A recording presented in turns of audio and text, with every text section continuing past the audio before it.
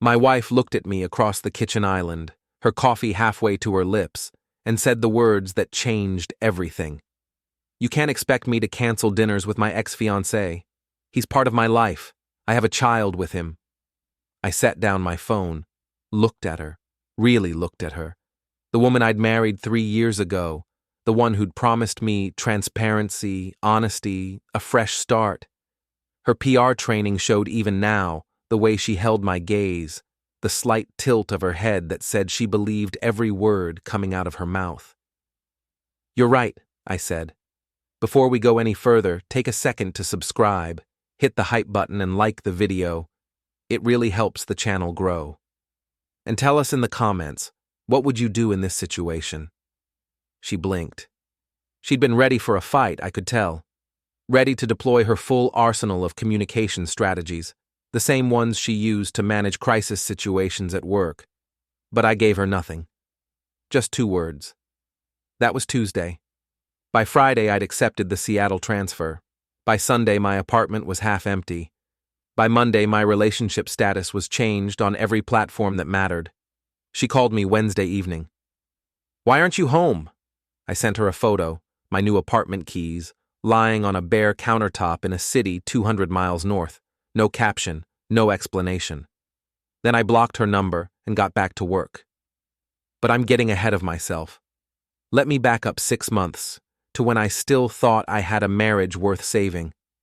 Portland in January is all rain and gray skies, the kind of weather that makes you forget the sun exists. I didn't mind it. The gloom matched the feeling I'd been carrying around for weeks, this low-grade dread that something was wrong, but I couldn't name it yet. I worked as senior product manager for a logistics tech startup called Velocity Core. Mid-6-figure salary, stock options, the whole package. My job was to make sure the product teams and marketing teams actually talk to each other, which sounds simple until you realize most people in tech would rather eat glass than collaborate across departments. My wife, Melissa, ran PR and communications. Same company, different floor. We'd met at an all-hands meeting 2 years before I joined, back when she was still dating Dylan Pierce, one of the co-founders. They'd been engaged, actually, had a kid together. Then something fell apart, she never gave me details, and 6 months later we were dating. I thought I was getting the whole story. I wasn't. The first sign came on a Thursday in late January. I'd stayed late to finish a product brief, came down to the lobby around 8 p.m. Melissa's car was still in the lot. So was Dylan's. I texted her. "Still here?" 3 dots appeared, disappeared, appeared again. Meeting ran long. Dylan wanted to discuss the Series B strategy. Dylan wanted to discuss, not we had to discuss. The phrasing stuck with me. I'm analytical by nature. I notice patterns before I notice feelings, and something about that sentence felt constructed. I went home. She came in around 10:30, smelling like wine and expensive cologne that wasn't mine. When I asked about the meeting, she launched into a detailed explanation of investor messaging and media positioning that would have made sense if I hadn't seen the actual Series B timeline. The event was 4 months away. There was no rush. I didn't push. I filed it away the way I file bug reports. Note the issue, track it, see if it reproduces. It reproduced. Late-night calls that she took in the other room. Weekend strategy sessions that somehow always involved Dylan. The way her voice changed when she talked about him, got brighter, more animated. The way she got defensive when I asked simple questions about her day. February brought the company Valentine's party. Open bar, catered food, the kind of forced fun that tech companies think builds culture. I watched Melissa work the room, her hand occasionally touching Dylan's arm, their heads close together like they were sharing secrets. Everyone could see it. The chemistry was obvious. I took a photo of them from across the room. Not because I wanted to, but because I knew I'd need evidence eventually. Evidence of what, I wasn't sure yet. But the pattern was forming. A colleague named Grace Whitmore caught me watching them. She led our data operations team, sharp as hell, the kind of person who saw through corporate nonsense without breaking a sweat. "You okay?" she asked. "Fine," I said. "Alex." She said my name the way people do when they know you're lying. "I see things. I process information. And what I'm seeing doesn't look fine." I turned to her. "What do you see?" "I see a man documenting his own betrayal instead of confronting it." She was right. I was treating my marriage like a project that needed debugging. Find the error, isolate the cause, implement a solution. Except the solution kept slipping away from me, because I didn't want to admit what I was seeing. That night, Melissa came home buzzed and happy, telling me about how well the party went, how the investors who attended seemed impressed by the company culture. She didn't mention Dylan once. That's how I knew something had happened between them. March came. The distance grew. She started staying late 3 nights a week, came home smelling like him more often than not. I stopped asking where she'd been. She stopped pretending to have good excuses. I threw myself into work, built a new feature integration that cut our processing time by 40%, got praised in 3 different Slack channels, went home to an empty apartment because my wife was having dinner with investors. Grace noticed I was pulling longer hours. "You're avoiding home." "I'm avoiding nothing," I said. "I'm busy."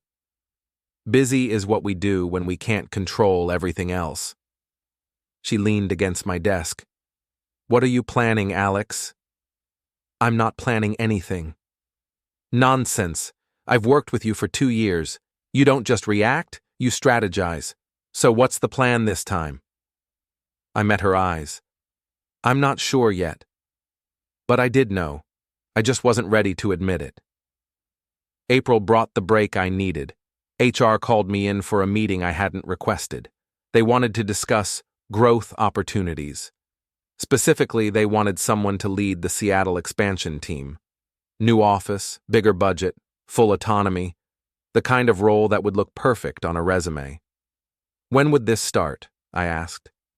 "We'd need someone in place by May 1st. 3 weeks. I could pack a life in 3 weeks." "I'll take it," I said. The HR director looked surprised. "Don't you want to discuss it with your wife first? It's a significant move." "My wife values professional growth," I said, which was true in the worst way possible. "She'll understand." I didn't tell Melissa that night, or the next. I waited until the offer letter was signed, the apartment in Seattle was secured, the moving company was booked. Then I mentioned it casually over breakfast, the same breakfast where she'd later drop her bomb about Dylan. "I'm transferring to Seattle," I said. "New position. Starts May 1st. She put down her coffee. "What? When did this happen?" 2 weeks ago. It's a good opportunity." 2 weeks and you're just telling me now?" "You've been busy," I said. "Lots of late meetings." She heard the edge in my voice. I saw her recalibrate, switch into crisis management mode. "We should talk about this. It's a big decision. It affects both of us." "It's already decided," I said. "I signed the offer letter yesterday."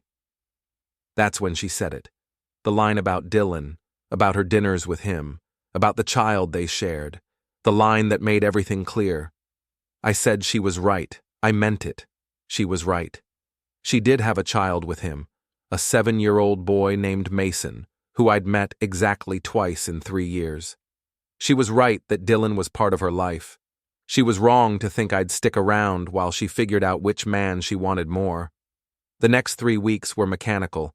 I sorted belongings into piles. Keep, donate, trash. Melissa tried to talk to me several times, but I kept conversations brief, logistical. Yes, I'd handle the lease. No, I didn't need help packing. Yes, I'd update my address with the bank. She thought it was temporary. I let her think that. Grace helped me load the moving truck on the last day. "You're really doing this?" "I really am." "What about Melissa?" "What about her?" "Alex." There was that tone again. "You can't just run away from this." "I'm not running. I'm relocating. There's a difference." She handed me a box marked kitchen. Is there? I loaded the box. Didn't answer. The day I left, Melissa was at work. She'd scheduled a critical meeting with Dylan that morning, which told me everything.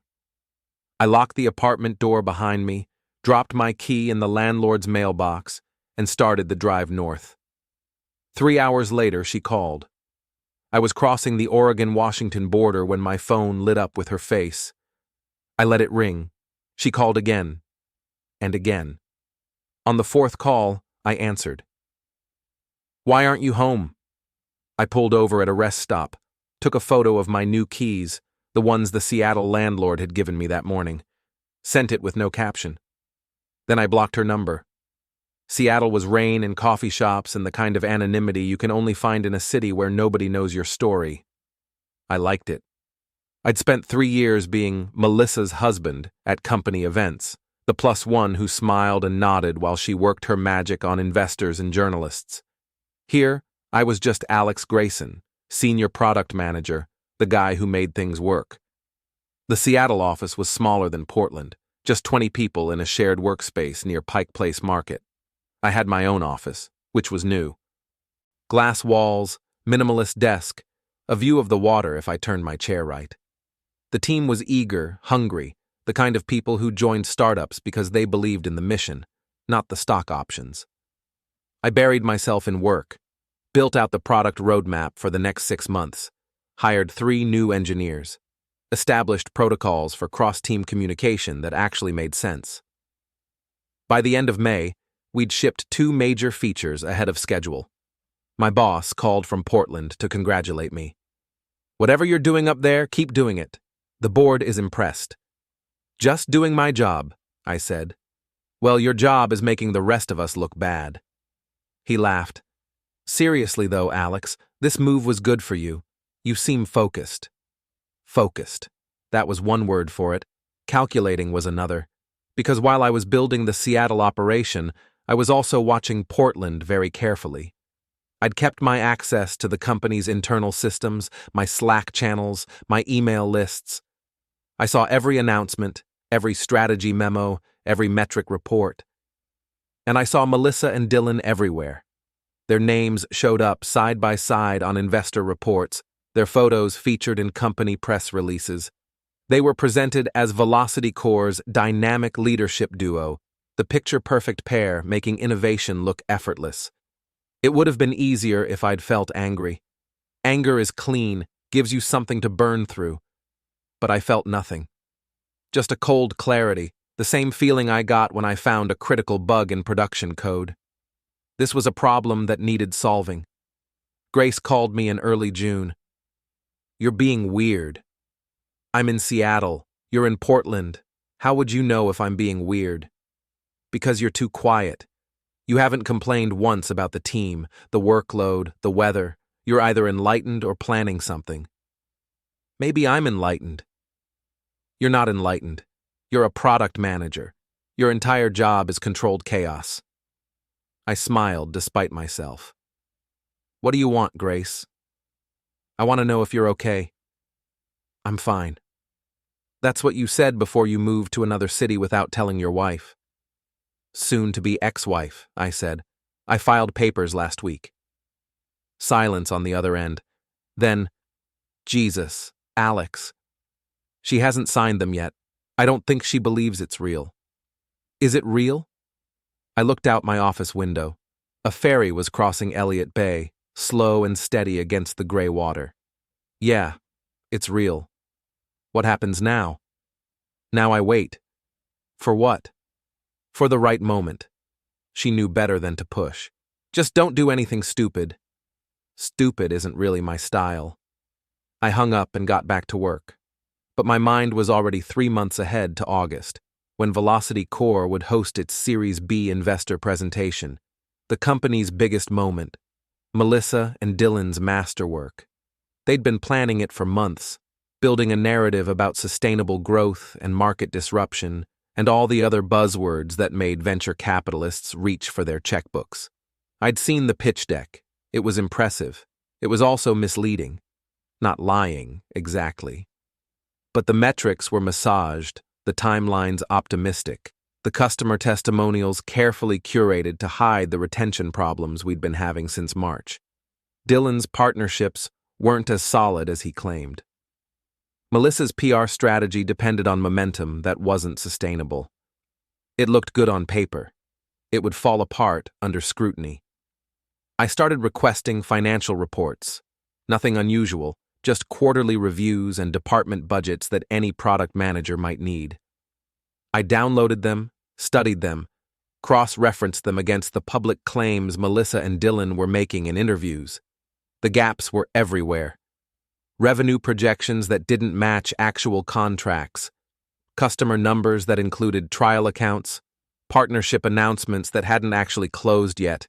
They were selling a story, not a company, and I was the only one who seemed to notice. In July, I got an email from Portland HR. The company wanted me to consult on a cross-departmental integration project. 2 weeks in Portland, working with the marketing and partnerships teams to align their strategies. The dates overlapped perfectly with the final preparations for the Series B event. I accepted the assignment. Portland felt different when I came back. Or maybe I felt different. I walked into the office on a Monday morning in late July, and people stared like I was a ghost. The Seattle transfer had been explained as a leadership opportunity, but everyone knew. Companies talk. People gossip. They knew Melissa and I were done, even if she refused to admit it. She cornered me in the break room my first day back. "You're here. I'm here. We should talk. We're talking. Alex." She used her PR voice, the one that sounded reasonable and calm. "Don't do this. Don't be childish." Childish is filing divorce papers? Her face went pale. So she'd gotten them. She'd just chosen to ignore them, same way she'd ignored every sign that I was done months ago. "You can't just end a marriage because you're upset," she said. "I'm not upset. I'm done. There's a difference. This is because of Dylan. This is because of you." I grabbed my coffee. "Sign the papers, Melissa. Make it easy on both of us." I walked past her before she could respond. My heart was pounding, but my hands were steady. That's the thing about anger when it's cold. It doesn't shake, it calculates. Dylan found me that afternoon. Walked into the conference room where I was reviewing integration workflows with 3 engineers. "Alex, good to see you." "Dylan, can we talk? Privately?" I looked at the engineers. "Give us the room." They left. Dylan closed the door, leaned against the table in that casual way powerful people do, like they own every space they enter. So, Seattle. That was sudden. Opportunity knocked. I answered. "Right." He smiled, but it didn't reach his eyes. "Look, I know things have been weird between you and Melissa. I just want you to know it's not what you think." "What do I think?" "That something's going on between us." "Is there?" "No." He said it too quickly. "We work together. We have a kid together. That's it." Okay. You said there's nothing going on. I believe you." I didn't believe him. We both knew it. "Is there anything else?" He studied me for a long moment. "You've changed. People do." "No, I mean it. You used to be, I don't know, quieter. Now you're something else. Maybe I just stopped caring what people think." "That can be dangerous," he said. "So can lying to investors." The words hung between us. I watched his face process them, saw the flash of concern before he covered it with that smooth confidence. "What's that supposed to mean?" "It means I've seen the Series B deck. I've seen the actual numbers. They don't match. You don't know what you're talking about. I'm a product manager. Numbers are literally my job." I stood up, gathered my laptop. "Good talk, Dylan. Let's do it again sometime." I left him standing there. My hands were shaking now, adrenaline finally catching up to the confrontation.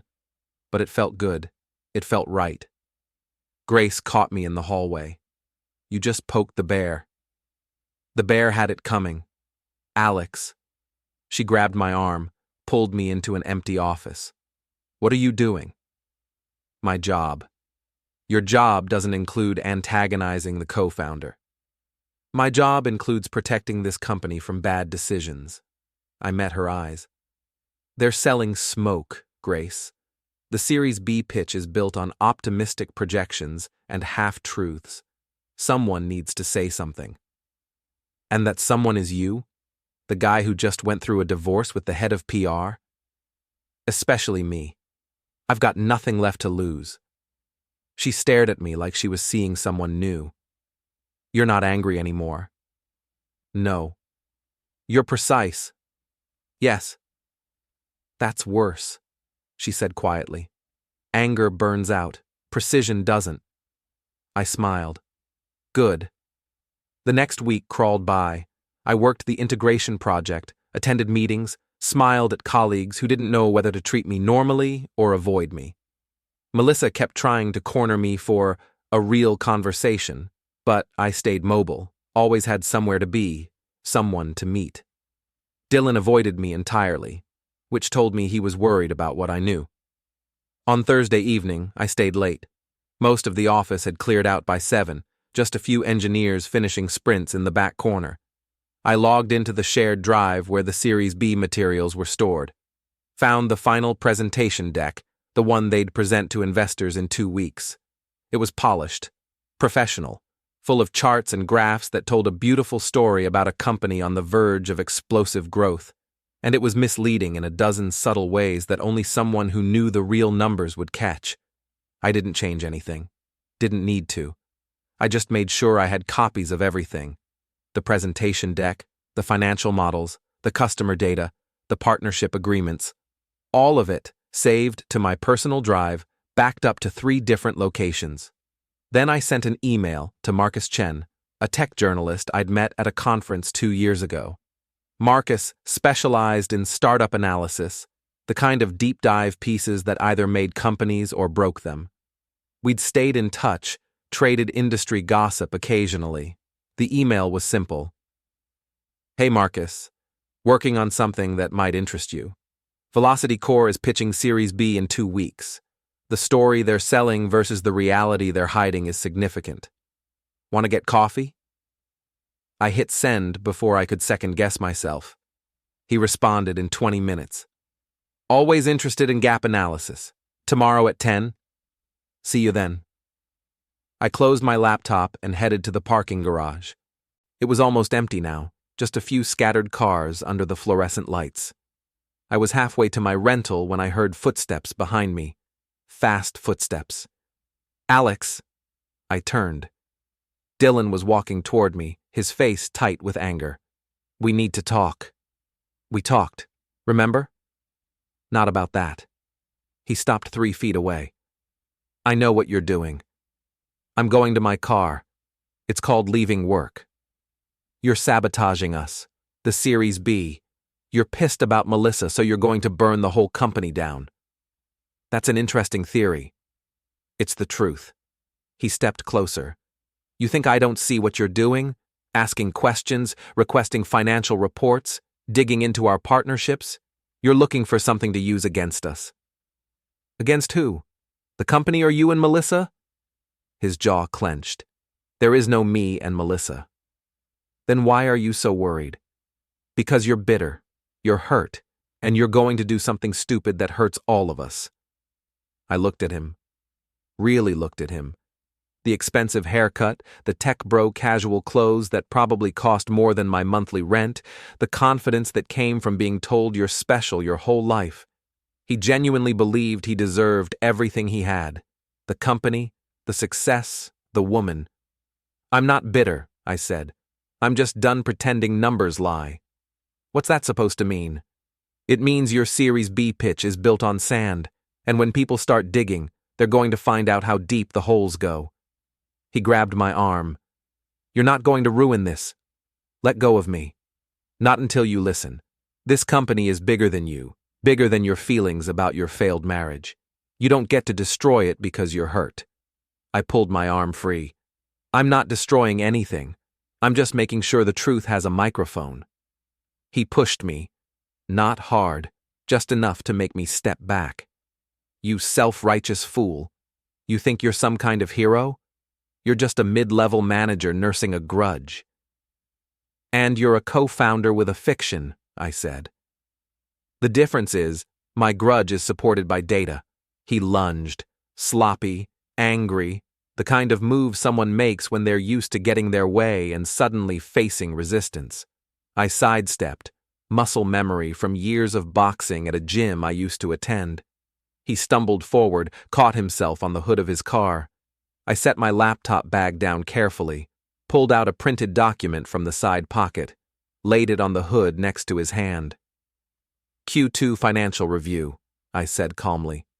Note the revenue versus the claims in your latest TechCrunch interview. The gap is significant. He stared at the paper like it was evidence at a crime scene, which, in a way, it was. You're insane, he said. I'm accurate. That's different. I picked up my bag. See you at the presentation, Dylan. Should be enlightening. I walked to my car, didn't look back, didn't rush. Just got in, started the engine, and drove away. My phone rang before I got out of the garage. Melissa. I let it go to voicemail. She called again. Again. On the third call, I answered. What? What did you do? Her voice was shaking. Dylan just called me. He said you're trying to sabotage the Series B. I'm not trying to do anything. I'm just making sure people have accurate information. Alex, please. Whatever you think happened between me and Dylan, whatever you're angry about, don't take it out on the company. This isn't about anger. This is about ethics. Ethics? She laughed, sharp and bitter. You don't get to lecture me about ethics while you're sneaking around trying to destroy everything we've built. I didn't build it. You and Dylan did, with smoke and mirrors. That's not fair. Fair was expecting honesty in my marriage. We're way past fair. Alex. Her PR voice was cracking now, showing the fear underneath. We can fix this. We can talk. Just don't do anything you can't take back. Like sleeping with your ex-fiancé while telling me you need space? That kind of can't take back? Silence. Sign the divorce papers, I said. I'll see you at the presentation. I ended the call and blocked her number again. I drove back to my hotel and slept without stirring. I met Marcus Chen at a coffee shop in the Pearl District. He looked just as I remembered, lean and intense, the kind of journalist who treats every story like a major government scandal. Alex Grayson. He shook my hand. You look different. Seattle air. Or divorce. He smiled. People talk, sorry about that. Don't be. It was inevitable. We ordered coffee and found a table in the back, away from the morning crowd. Marcus opened his laptop. So, Velocity Core. What's the story? I slid a flash drive across the table. The story is, they're selling growth that doesn't exist. The metrics in their Series B pitch don't match the actual company performance. Strong claim. Can you back it up? Everything on that drive is public record or legitimately obtained through my role as product manager. Financial reports, customer data, partnership agreements, all legal, all factual. He plugged in the drive, started scrolling. His expression changed as he read, from curious to focused, to something like excitement. This is significant. I know. Why bring it to me? Because you're good, because you fact-check, because you won't just print accusations, you'll investigate. He looked up from the laptop. And because you want to hurt them. I want the truth out there. Same thing in this case. He leaned back. You know this could tank the company, right? Not just the Series B, the whole thing. Investors hate being misled. Then they shouldn't have misled them. Fair point. He scrolled some more. Give me a week. I need to verify all of this, get responses from the company, maybe talk to some of their customers independently. The presentation is in 12 days. I'll have something published in 8. He closed the laptop. This is good work, Alex. Depressing, but good. Thanks. One question, though. He met my eyes. Are you doing this because it's right, or because your wife is sleeping with the co-founder? I thought about that. Thought about Melissa's face when she told me Dylan was part of her life. Thought about Dylan's arrogance, his belief that charm could overwrite truth. Thought about all the nights I'd come home to an empty apartment while they were having business dinners. Both, I said finally. Does it matter? Not really. Truth is truth, regardless of motivation. He stood up. I'll be in touch. He left. I sat there for another hour, drinking coffee and watching Portland wake up. It felt strange being back, like visiting a place you used to live but don't recognize anymore. The city hadn't changed. I had. Grace called me that afternoon. Did you just meet with a journalist? News travels fast. Dylan's freaking out. He's convinced you gave Marcus Chen some kind of hit piece on the company. I gave Marcus facts. What he does with them is his choice. Alex, Jesus, you really did it. I really did. Do you get what this means? If he releases something critical right before the Series B round, it could destroy the deal. Then maybe the deal doesn't deserve to survive. She was quiet for a moment. You've changed. People keep saying that. Because it's true. The Alex I knew wouldn't have done this. He would have walked away, moved on, let karma handle it. I did walk away, to Seattle. This is just making sure karma has accurate information. That's a thin line between justice and revenge. Maybe, I said, but I'm comfortable on that line. She sighed. Be careful. Dylan's not going to let this go. He's talking to lawyers, HR, anyone who'll listen. He wants you fired. On what grounds? Corporate sabotage, breach of confidentiality. They'll find something. Everything I gave Marcus was either public or obtained through my legitimate role. I didn't hack anything, didn't steal anything, just collected what was already there. Legal doesn't mean safe. I know, but I'm done being safe. The next week was chaos. Marcus published his piece on a Thursday morning, 8 days before the Series B presentation. The headline was surgical. Velocity Core's growth story, innovation or inflation. The article was everything I'd hoped for. Detailed, fact-checked, devastating. Marcus had verified every number, contacted customers who confirmed retention problems, spoken with industry analysts who questioned the partnership claims. He'd given Velocity Core a chance to respond, which they did with generic PR statements that only made them look more evasive. By noon, the story was everywhere. TechCrunch picked it up. Bloomberg wrote a follow-up. Twitter exploded with startup people dissecting the metrics.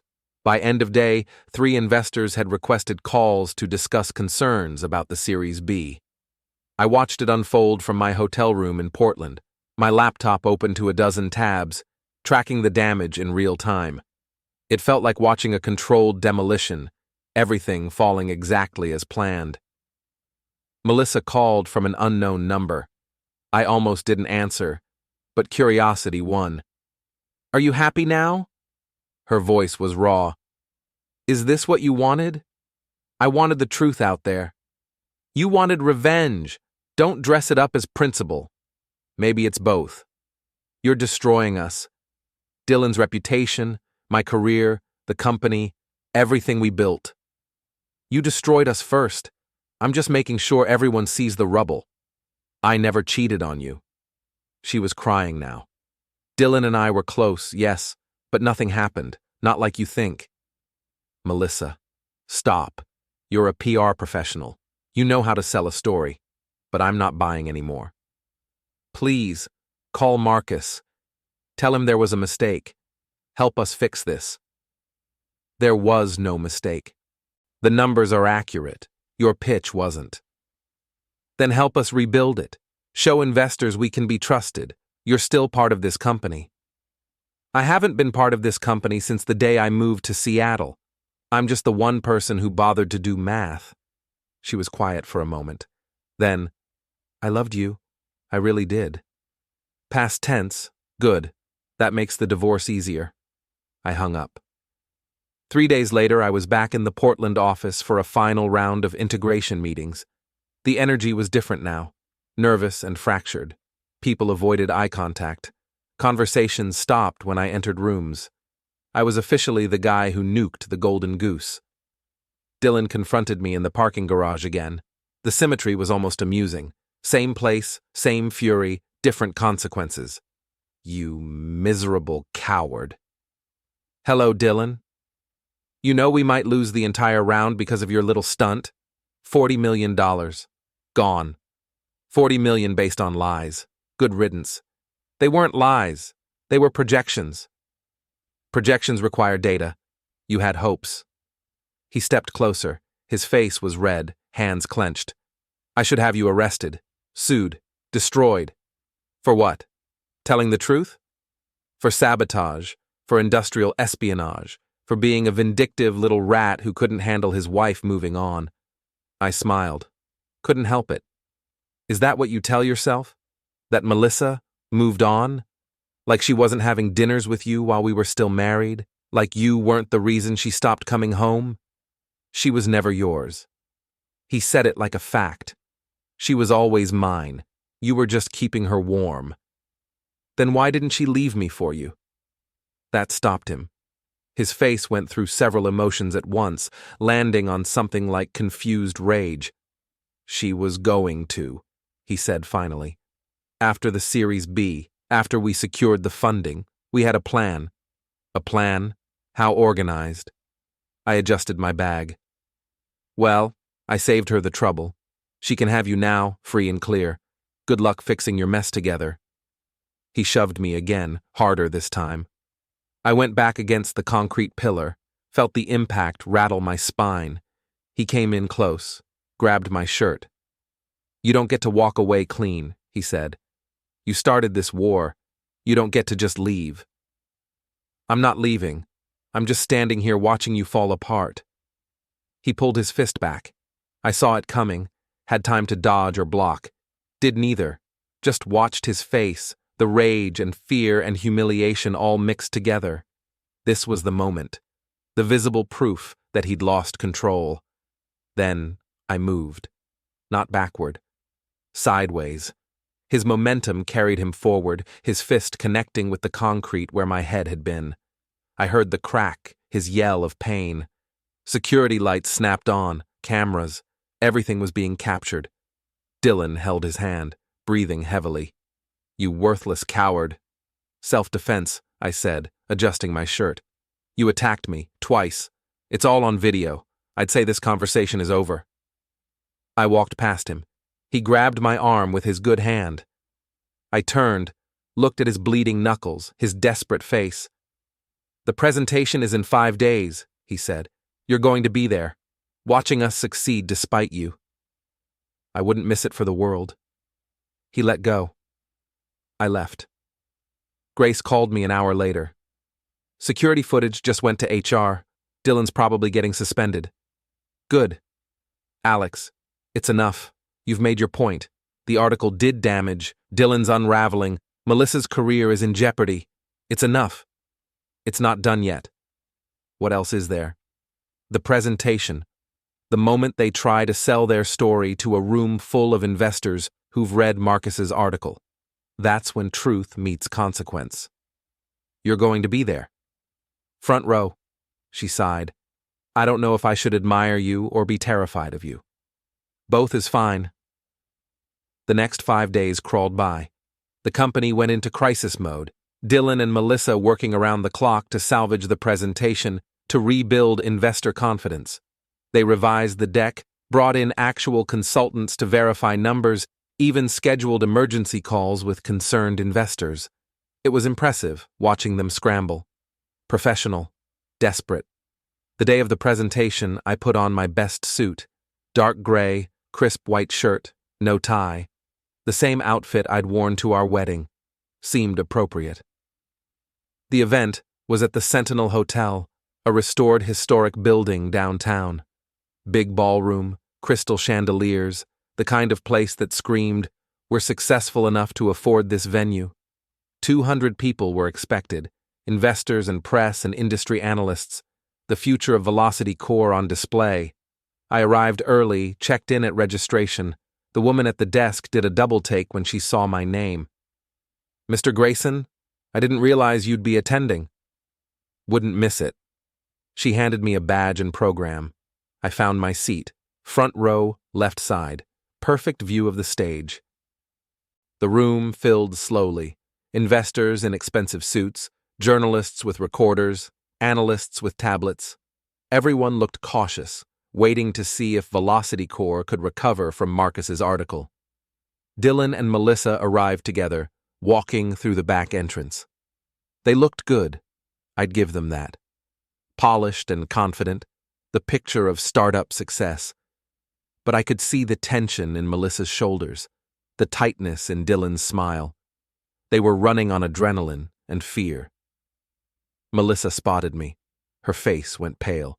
She said something to Dylan. He looked my way, his jaw clenching. I raised my program in greeting. The presentation started at 10.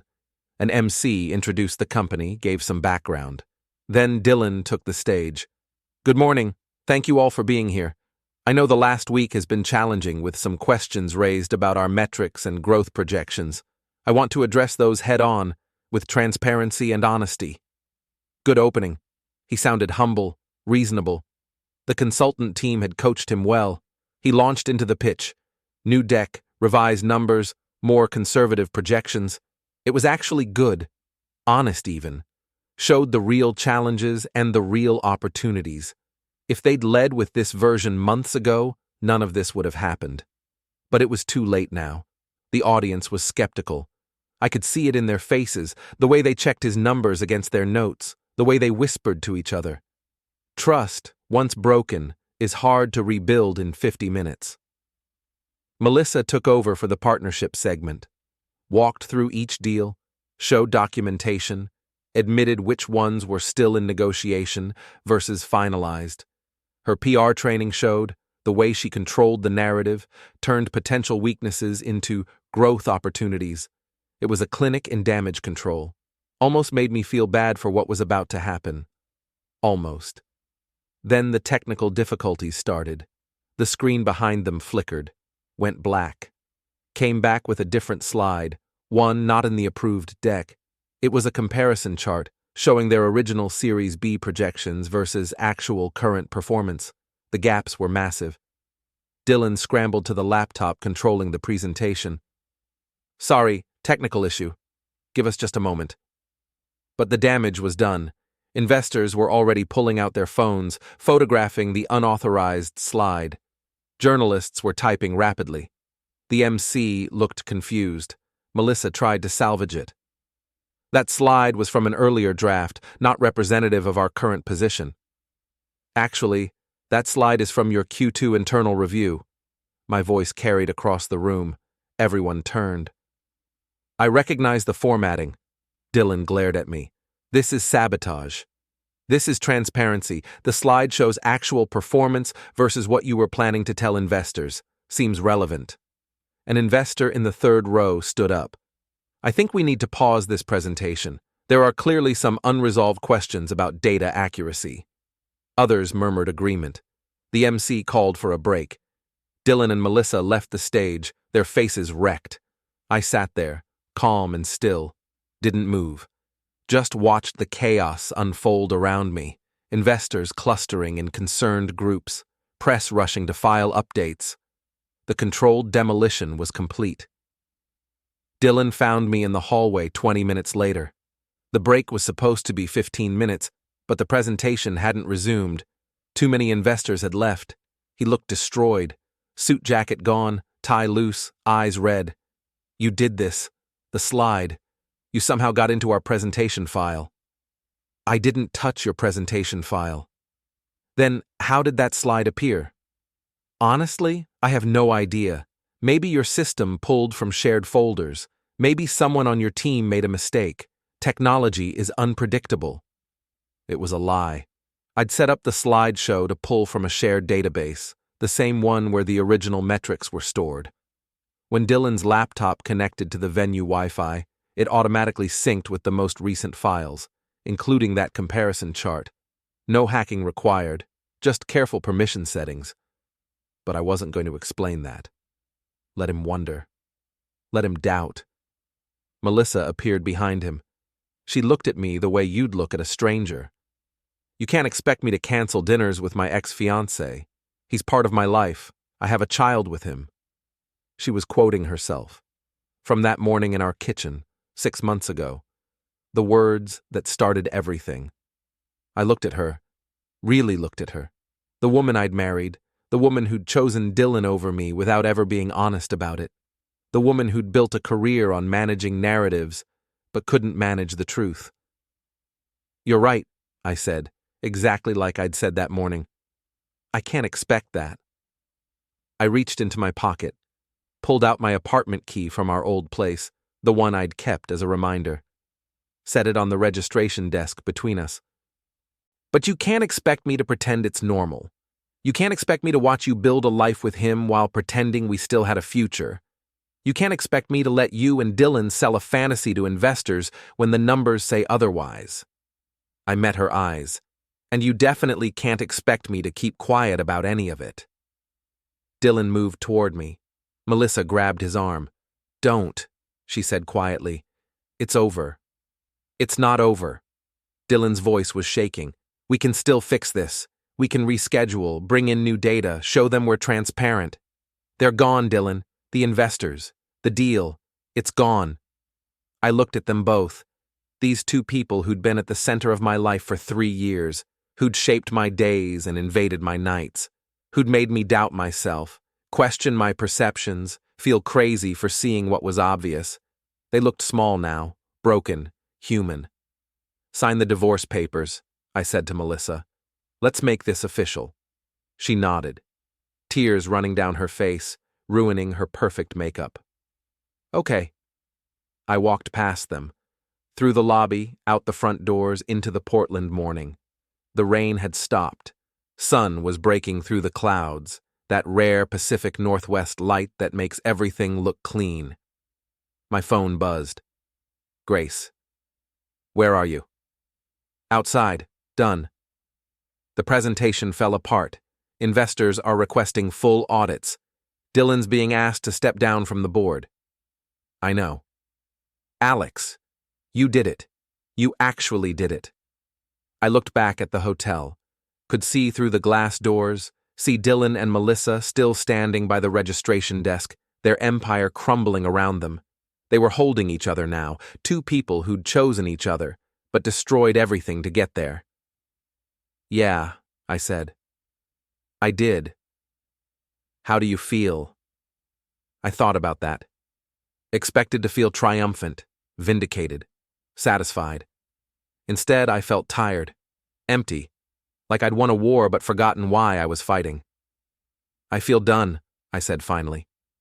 What now? Now I go back to Seattle, back to work, back to a life that's just mine. That sounds lonely. Maybe, but it's honest. I hung up, started walking toward my car. The sun was fully out now, warming my face. Behind me, the hotel doors opened. Melissa's voice called my name. I didn't turn around, didn't stop, just kept walking. The doors slid shut, and the hall finally heard silence,